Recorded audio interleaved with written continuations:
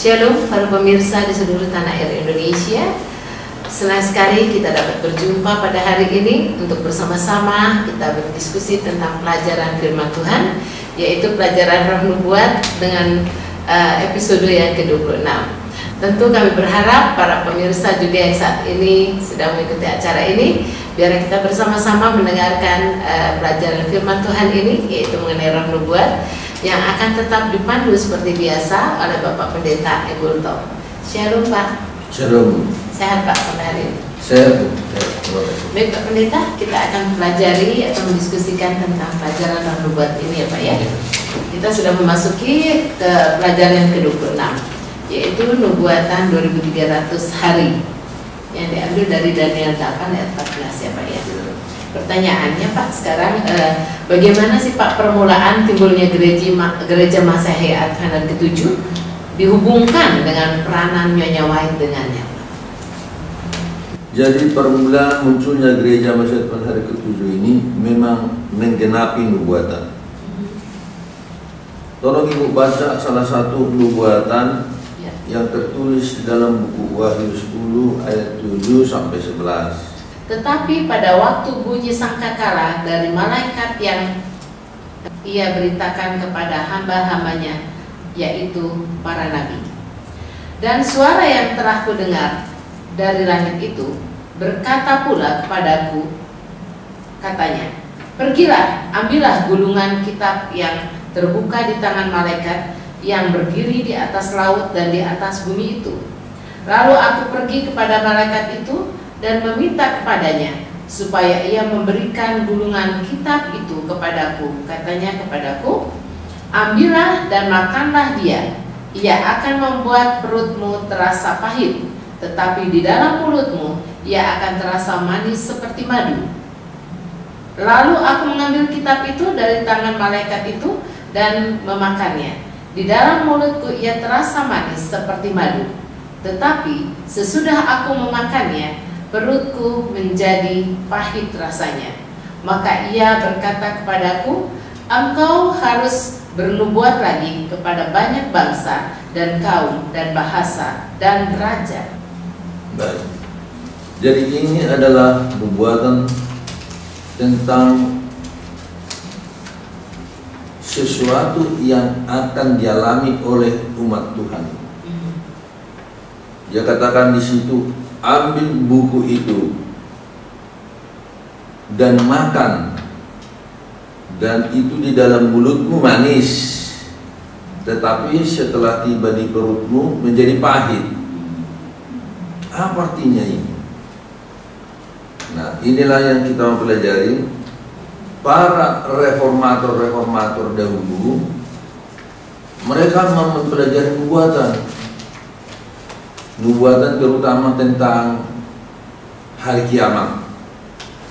Jadi para reformator itu seperti Martin Luther, John Huss, Jerome, Wycliffe, mereka itu mempelajari nubuatan kapan kiamat itu. Tetapi mereka yakin bahwa kiamat itu ya masih akan lama. Pernah Martin Luther katakan bahwa kiamat itu ya mungkin sampai 300 tahun ke depan. Namun seorang yang bernama William Miller, dia seorang petani di Amerika Serikat, dia mulai mempelajari nubuatan Daniel 8:14. Coba Ibu baca apa isinya nubuatan Daniel 8:14. Maka ia menjawab, sampai lewat 2300 petang dan pagi, lalu tempat kudus itu akan dipulihkan dalam keadaan yang wajar. Nah, William Miller ini bertahun-tahun dia terus belajar dan belajar apa artinya Daniel 8:14 ini. Dan tentunya dia dengan pertolongan Roh Kudus mencoba mengetahui apa artinya Daniel 8:14. Dan pada saat itu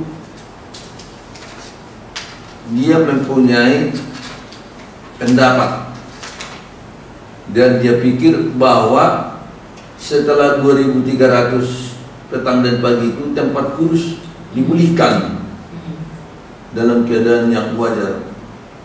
Kalau dalam bahasa Inggris dipulihkan itu di-cleanse, dibersihkan. Jadi William berpikir kalau yang dibersihkan itu dunia, berarti kiamat. Jadi dia pikir yang perlu dibersihkan dari dosa ya dunia inilah. Dan ini terjadi pada akhir nubuatan 2300 petang dan pagi.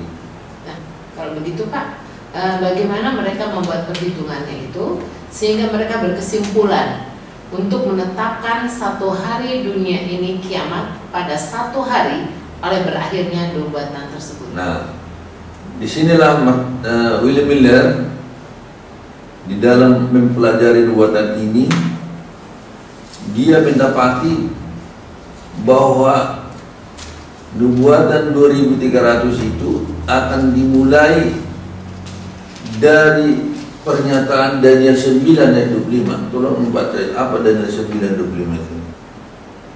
Maka ketahuilah dan pahamilah dari saat firman itu keluar, yakni bahwa Yerusalem akan dipulihkan dan dibangun kembali sampai pada kedatangan seorang yang diurapi, seorang raja atau 7 kali 7 masa dan 62 kali 7 masa lamanya. Kota itu akan dibangun kembali dengan tanah lapang dan paritnya, tetapi di tengah-tengah kesulitan. Ya, akhirnya William Miller membuat satu perhitungan 2300 harus dimulai perhitungannya dari sejak keluar perintah membangun kembali kota Yerusalem. Nah, di dalam sejarah dia dapati bahwa Raja Artasasta lah yang membuat perintah untuk membangun kembali kota Yerusalem, dan itu terjadi pada tahun 457 sebelum tarikh Masehi. Jadi William Miller berpendapat mulainya menghitung 2300 hari ini harus dari perintah membangun kembali kota Yerusalem, yaitu pada tahun 457 sebelum tarikh Masehi.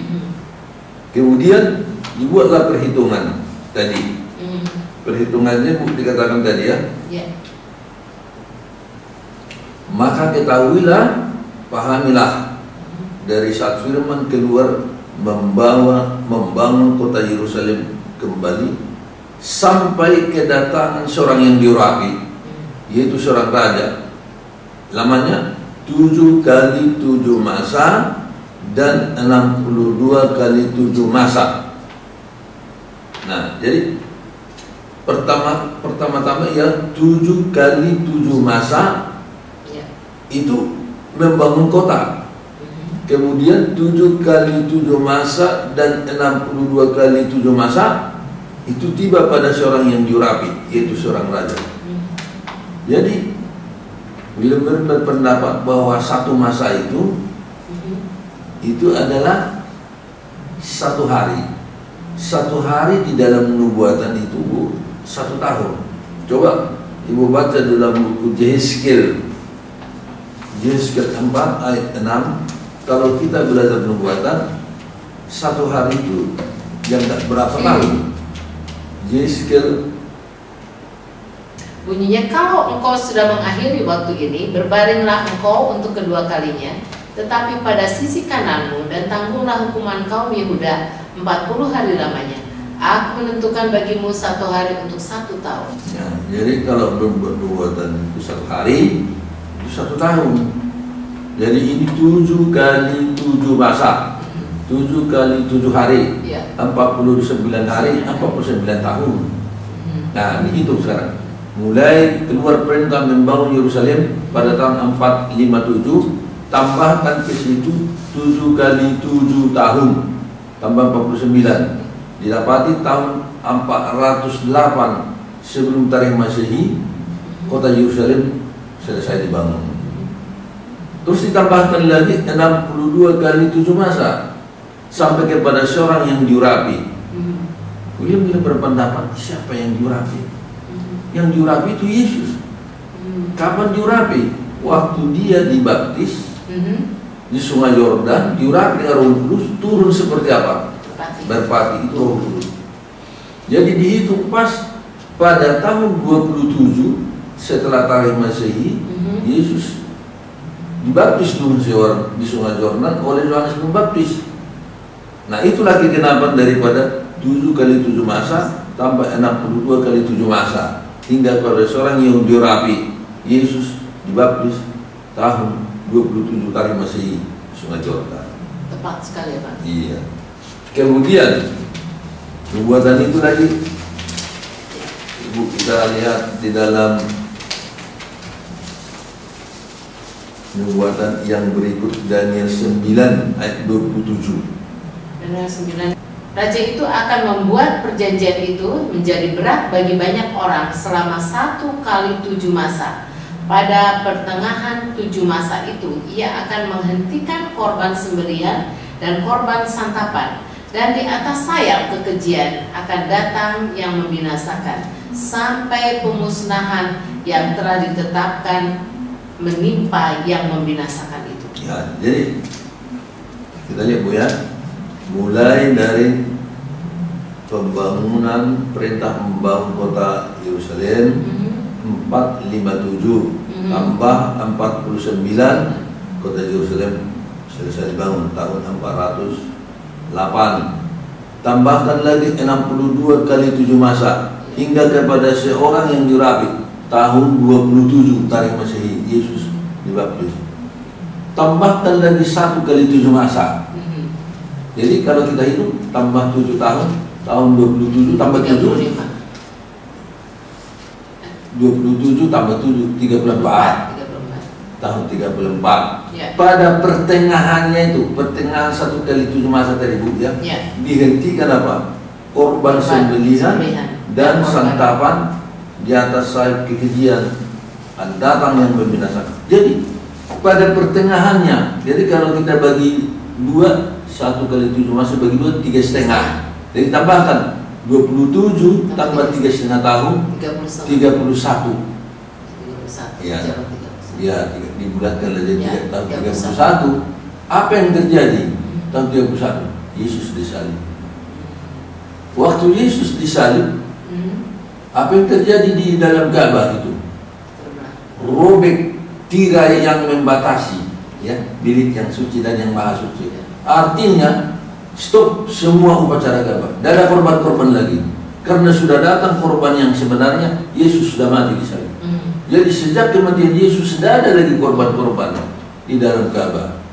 Habislah semua upacara keimamatan itu karena sudah datang Yesus. Sudah nubuatan itu, ya, Itulah yang luar biasa nubuatan ini. Nah, sekarang tahun 34. Itu tadi 1 kali 7 masa ditambahkan dengan tahun 27. Ya. Nah, sekarang apalagi tentang tahun 34 ini? Tolong Ibu baca Daniel 9 ayat 24. 70 kali 7 masa telah ditetapkan atas bangsamu dan atas kotamu yang kudus, untuk melenyapkan kefasikan, untuk mengakhiri dosa, untuk menghapuskan kesalahan, untuk mendatangkan keadilan yang kekal, untuk menggenapkan penglihatan dan nabi, dan untuk mengurapi yang maha kudus. 70 kali 7 masa telah ditetapkan bagi bangsamu. Apa artinya, Bu? 70 kali 7 masa telah ditetapkan bagi bangsa Israel.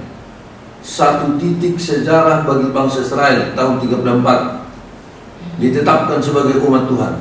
Apa yang terjadi tahun 34? Waktu Stefanus berkhotbah tentang Yesuslah Mesias, itulah juru selamat yang ditunggu-tunggu. Bangsa Yahudi dan semua mahkamah marah. Akhirnya Stefanus ditarik dan dilempari dengan batu sampai mati. Artinya apa itu? Sudah penuh dosa bangsa Israel. Benar-benar mereka menolak Yesus sebagai Mesias.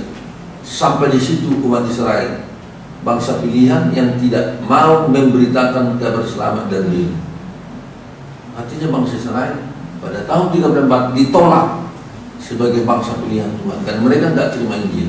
Nah, itulah tahun 34 itu. Jadi sekarang sudah lihat bahwa nubuatan tentang 2300 ini adalah satu nubuatan yang memang membuat heboh dunia kekristenan pada saat itu. Dan ternyata kita lihat sekarang bahwa Kisah 7 ayat 54, tolong Ibu baca dulu. Ketika anggota-anggota Mahkamah Agama itu mendengar semuanya itu, sangat tertusuk hati mereka, maka mereka menyambutnya dengan gertakan gigi. Tetapi Stefanus yang penuh dengan Roh Kudus menatap ke langit, lalu melihat kemuliaan Allah dan Yesus berdiri di sebelah kanan Allah. Lalu katanya, sungguh aku melihat langit terbuka dan Anak Manusia berdiri di sebelah kanan Allah. Maka berteriak-teriaklah mereka dan sambil menutup telinga sentak menyerbu dia. Mereka menyeret dia keluar kota, lalu melemparinya, dan saksi-saksi meletakkannya jubah mereka di depan kaki seorang muda yang bernama Saulus. Sedang mereka melemparinya, Stefanus berdoa katanya, "Ya Tuhan Yesus, terimalah rohku." Sambil berlutut ia berseru dengan suara nyaring, "Tuhan, janganlah menanggungkan dosaku ini kepada mereka." Dan dengan perkataan ini meninggallah ia. Ya. Itulah yang terjadi pada tahun 34 itu. Stefanus berkhotbah di hadapan Mahkamah Agama, di hadapan seluruh bangsa Yahudi, bahwa Yesus itulah Mesias, itulah juru selamat yang kita tunggu. Mereka marah, sehingga Mahkamah Agama menyuruh bangsa itu lempari dia dengan batu. Pada saat itu genaplah dosa Israel sudah penuh ditetapkan sebagai umat bersembilan, tidak dipakai Tuhan.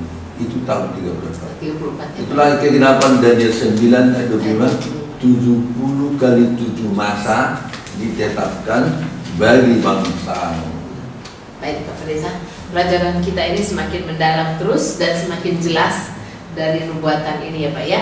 Dan kita akan teruskan mungkin Pak Pendeta. Para pemirsa yang kami kasih dan kami cintai, kita akan meneruskan pendalaman pelajaran firman Tuhan tentang roh nubuat ini setelah kita lihat yang satu ini.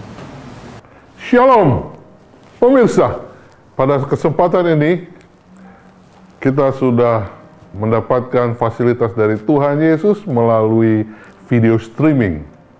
Nah, kami juga mau agar melalui alat ini kita mengerti dan memahami betul program-program dari organisasi. Tahun ini, organisasi kita mengajak seluruh umat Advent sedunia melakukan program bersamaan. Tell the Word 2012, inisiatif yang mana diharapkan tanggal 21 April 2012, 17 juta umat Advent sedunia akan mengundang tamu. Ya. Satu anggota membawa satu tamu untuk hadir di hari Sabat khusus yang akan diadakan di setiap gereja, sehingga tamu-tamu akan datang berbakti bersama dengan kita. Dan diharapkan minimal 10 juta tamu yang bukan Advent akan ikut berbakti di hari Sabat ini. Saudaraku, organisasi kita diberkati Tuhan. Dan kita memiliki satu study plan yang baik.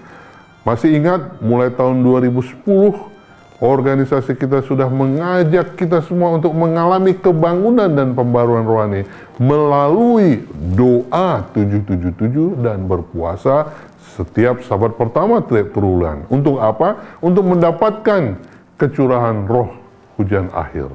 Dan di saat yang sama, kita diajak untuk mempelajari buku kemenangan akhir.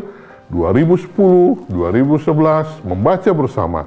2012, kita diajak untuk membagikan buku kemenangan akhir. Nah, setelah dibagikan, ingat, tidak sembarangan membagikan buku kemenangan akhir. Diharapkan target orang yang kita kasih buku itu adalah orang yang kita kenal, yang sudah kita doakan, dan kita berikan buku itu. Paling banyak, saudaraku, satu anggota membagi 3 buku. Kenapa? Karena 500.000 buku kemenangan akhir di Indonesia diharapkan dibagi oleh umat Advent. Anggota kita berjumlah 220.000. Uni Timur dan Uni Barat bagi dua, jadi hanya 250.000 jatah kita masing-masing uni untuk membagikan buku kemenangan akhir. Bila mana satu anggota membagikan buku kemenangan akhir, maka akan ada 220 yang dibagi, makanya 2 atau 3 yang dibagikan. Nah, mereka yang sudah kita berikan buku kemenangan akhir inilah yang diharapkan untuk kita bawa datang di Sabat Tamu tanggal 21 April 2012. Bukan itu saja, setelah tanggal 21 April 2012, di kemudian hari kita akan bawa dia masuk ke dalam kelas pendalaman Alkitab, mempelajari firman Tuhan secara umum, dan nanti di akhir tahun 2012 kita berharap oleh kuasa Roh Kudus mereka boleh menerima Yesus Kristus sebagai juru selamat pribadi mereka. Pastikan diri Anda ikut terlibat di dalam inisiatif Tell the World 2012. Kita adalah Advent sedunia. Tuhan memberkati kita. Amin. Baik para pemirsa, kami kasihi dan kami cintai, kita kembali bersama-sama untuk mendiskusikan, belajar tentang firman Tuhan, khususnya mengenai roh nubuat ini. Dan seperti biasa, kita akan teruskan perbincangan kita ini dengan Bapak Pendeta Dulkom. Ya Pak Pendeta, tadi setelah dijelaskan, kemudian bagaimana Pak bangsa Yahudi itu Pak setelah ditolak oleh... Baik, jadi kita lihat tadi peristiwa pembunuhan Stefanus dilempari dengan batu karena dia mengkhotbahkan tentang Yesus itu Mesias, sehingga orang Israel sudah benar-benar menolak bahwa Yesus itu bukan raja mereka. Maka Tuhan katakan 70 kali 7 masa ditetapkan bagi bangsamu. Itu tepat berakhir pada tahun 34 tahun Masehi saat Stefanus dilempari dengan batu. Nah sekarang kita lanjut tentang 2.300 petang dan pagi. Tetap dimulai perhitungannya tadi dari tahun 457 waktu keluar perintah Raja Artasasta untuk membangun kembali kota Yerusalem. Nah sekarang tambahkan saja 2.300 petang dan pagi, 2.300 hari dalam nubuatan 2.300 tahun. Tambahkan. Akhirnya William Miller dan teman-temannya menghitung kembali, menghitung dan menghitung sampai didapatilah tanggal yang tepat 20 Oktober 1844, akhir daripada nubuatan 2.300. Jadi sekarang mereka mengumumkan bahwa 20 Oktober 1844 kiamat. Yesus datang dengan seluruh malaikat surga ke dunia ini. Siap-siap. Jadi Bu, mereka sangat bergembira. Yesus mau datang tanggal 22. Wah, luar biasa sekali. Jadi sampai ada orang, orang-orang Advent, kalian kok nggak mau siap-siap menuai lagi gandumnya, sudah matang. Silakan buat kalian itu. Karena kami sudah mau ke surga. Kapan? Tanggal 22 mendatang ini kami sudah mana ke surga. Ada lagi yang punya hutang-hutang, sudah nggak usah bayar. Demikianlah saking sukacita mereka menunggu tanggal 22 Oktober itu. Mereka menunggu dan menunggu. Pas tiba tanggal 22, mulai pagi, siang, sore, malam, lewat tanggal 22, 23, tidak ada apa-apa. Mau nangis mereka, susah. Aduh, di mana yang salah? Di mana ya Tuhan? Mudah-mudahan sangat gembira, akhirnya sangat apa? Susah. Itulah Bu yang dimaksud dengan Wahyu 10. Ibu tolong baca lagi.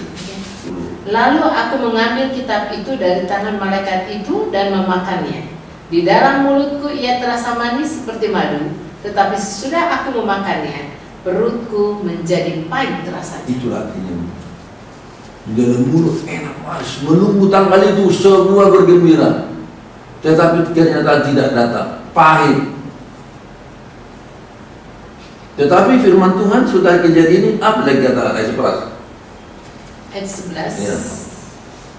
Maka ia berkata kepadaku, engkau harus bernubuat lagi kepada banyak bangsa dan kaum dan bahasa dan raja. Setelah itu kekecewaan itu bernubuat lagi. Datanglah karunia nubuat itu, muncullah Nyonya White itu maksudnya. Setelah kepahitan itu bernubuat lagi. Jadi setelah kekecewaan 22 Oktober itu datanglah jawabannya kepada Nyonya White itu, diberitahukanlah bukan Yesus datang ke dunia ini, dia pindah dari bilik yang suci ke yang maha suci. Di mana? Di surga. Dijelaskanlah apa artinya nubuatan itu, sehingga bila mana Yesus pindah dari bilik yang suci ke maha suci, artinya apa? Jadi kali berikut kita akan mempelajari penghakiman terjadi pada akhir 2300 itu. Jadi selanjutnya bagaimana Nyonya menjelaskan apa artinya Yesus pindah ke bilik yang maha suci, sebagai membesar apa yang dikerjakan di situ. Tentu kita akan pelajari lagi apa yang dikerjakan oleh imam-imam di dunia ini. Pada satu saat, satu tanggal setiap tahun ada namanya Hari Kerafiran. Hari Kerafiran ini ialah imam besar membersihkan Ka'bah itu. Bait Allah itu dikotori oleh dosa sepanjang tahun, dibersihkan pada satu hari. Dan pada saat itulah yang disebut tadi pembersihan Ka'bah. Jadi dikatakan setelah 2300 hari, tempat yang kudus di surga dipulihkan, tempat yang kudus di surga dibersihkan. Nah itulah artinya jadi Yesus pindah ke bilik yang maha suci. Itu. Jadi selanjutnya akan kita pelajari masa penghakiman yang sudah dinubuatkan setelah nubuatan 2300 hari tersebut. Oke Pak, mungkin nanti kita akan masuk ke masa penghakiman pelajaran berikut. Tapi mungkin ada Bapak hari ini untuk diberikan satu ayat ya Pak ya, yang untuk penghakiman ini. Ya. Satu bait. Sekarang kalau Yesus masuk ke bilik yang maha suci, siapa yang pertama dihakimi? Tolong dibaca 1 Petrus 4 ayat 17. 1 Petrus 4 ayat 17. Ya. Karena sekarang telah tiba saatnya penghakiman dimulai, dan pada rumah Allah sendiri yang harus pertama-tama dihakimi. Dan jika penghakiman itu dimulai pada kita, bagaimanakah kesudahannya dengan mereka yang tidak percaya pada Injil Allah?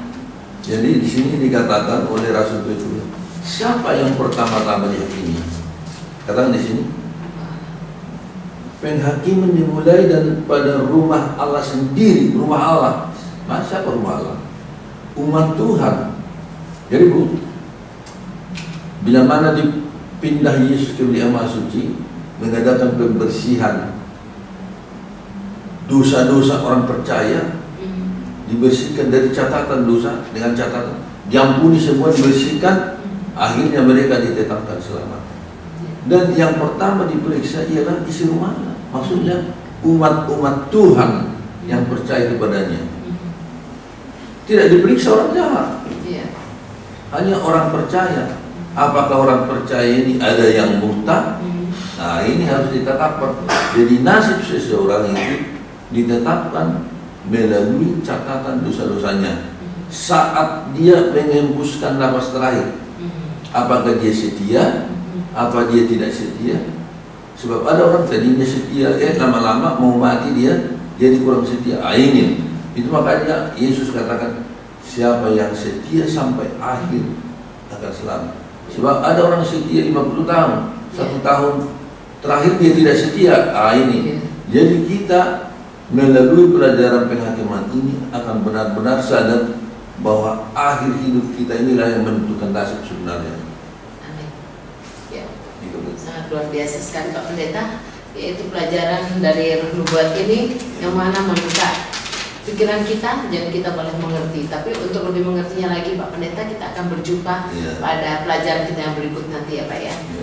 Baik para pemirsa yang kami kasihi dan kami cintai, tentunya Anda telah mengikuti pelajaran nubuat ini yang sangat luar biasa, yang mana pada saat ini Anda belum mengetahuinya, bolehlah Anda menjadi tahu. Dan untuk lebih mengetahuinya lagi, jangan terputus pada pelajaran kita di hari-hari yang berikut nanti. Kita akan mendapatkan keterangan yang lebih jelas lagi dari narasumber kita, yaitu Bapak Pendeta Gultom. Baik pemirsa, sekali lagi kami ucapkan shalom, dan kita bertemu pada hari-hari yang berikut nanti, tentu dengan pelajaran yang lebih mendalam lagi dan lebih membawa kita mengerti apa yang dipelajarkan atau diberikan oleh pelajaran nubuat ini. Baik para pemirsa, kita akan menjalani acara ini, tapi sebelumnya saya minta Pendeta Gultom untuk bahkan apa kepada pemirsa dan juga pemerintah. Ya Allah Bapa kami yang di surga, terima kasih banyak yang mengucapkan. Oleh karena Tuhan telah memberikan kepada kami nubuatan yang sangat penting, bahwa hari penghakiman itu akan terjadi juga kepada setiap orang. Tuhan, kami berdoa supaya kami boleh bersedia pada saat kami dipanggil dalam penghakiman untuk memutuskan nasib kami. Marilah Tuhan tolong kami semua para pemirsa ini supaya menyadari bahwa nasib seseorang ditetapkan di dalam pengadilan. Marilah Tuhan tolong kami mulai hari ini supaya kami menjadi pemenang, meninggalkan semua dosa-dosa, agar catatan kehidupan kami bersih di surga, dan semuanya akan beroleh pengampunan daripada Tuhan. Oleh karena kami benar-benar mau bertobat, mau memohon kuasa Tuhan berlaku di atas kehidupan kami setiap hari. Kami berusaha sungguh-sungguh untuk menjadi orang baik, menjadi orang-orang yang takwa kepada Tuhan. Bapa dalam surga, marilah Tuhan tolong kami mengerti nubuatan-nubuatan yang harus kami pelajari, supaya kami benar-benar tahu bagaimana nasib kami akan ditetapkan di dalam pengadilan surga ini. Bapa di surga, kami berdoa memberkati semua para pemirsa, supaya kami jangan hanya mendengar, tetapi kami boleh percaya, dan akhirnya kami beroleh keselamatan itu. Kami juga berdoa bagi negara dan pemimpin bangsa kami. Biarlah Tuhan tolong mereka, berikan hikmat dari surga, agar mereka boleh membawa negara kami ini kepada negara yang makmur, aman, dan sentosa. Dan mereka melakukan kehendak Tuhan untuk mengajak semua warga negara menjadi orang-orang yang bertakwa kepada Tuhan. Inilah doa seru kami Tuhan. Terima kasih karena Tuhan selalu sedia mengampuni dosa kami dan menjawab doa permohonan ini. Semua kami sembahkan di dalam nama Yesus Kristus, Juru Selamat kami. Amin. Amin. Yes.